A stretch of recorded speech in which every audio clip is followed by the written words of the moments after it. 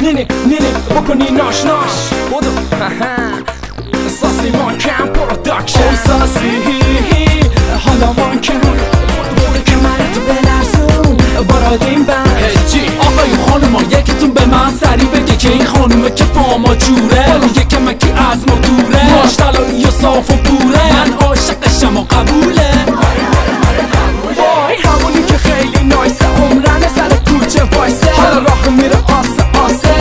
ببینم قبوله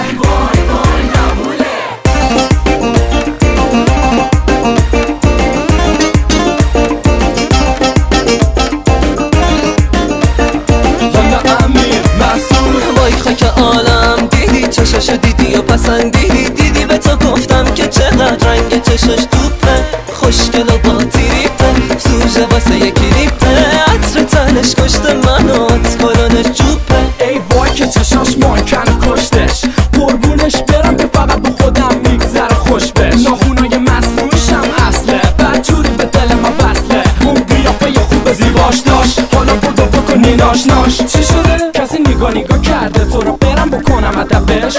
برم دم مطبش بزنم تو دهنش بزن زنگو بگو ببینم خانوم میشناسی ارژنگو بین غذاها چطور دوست داری خرچنگو آخ میخوام فقط واسه من بپوشی لباسای شب تنگو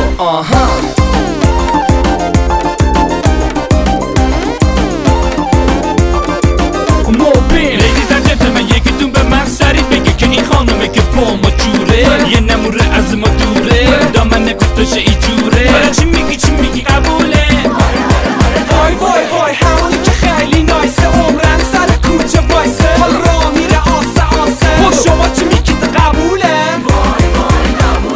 وای خاک عالم دیدی چشاشو دیدی و پسندیدی به تو گفتم که چقدر رنگ چشاش توپه خوشگل و با تیریپه سوژه واسه یه کلیپه عطر تنش کشته منو کلونش جوپه یه ماشینو دو خونه درندشتو پول چکای بی برگشتو بدم و بزنی تو رک و یه آبروز به من تو میکنی یه بار گوش آقا یه بار بوش زنگ زد و کپی خانومه که خیلی دل بره از جنیفر لوپز ما بهتره نیناشناشم بلده وای اگه لباشو به من نده دلم ریش میشه خانوم این آقا پسر کیت میشه بیا پیش ما بشینه پادشاه این منطقه خواست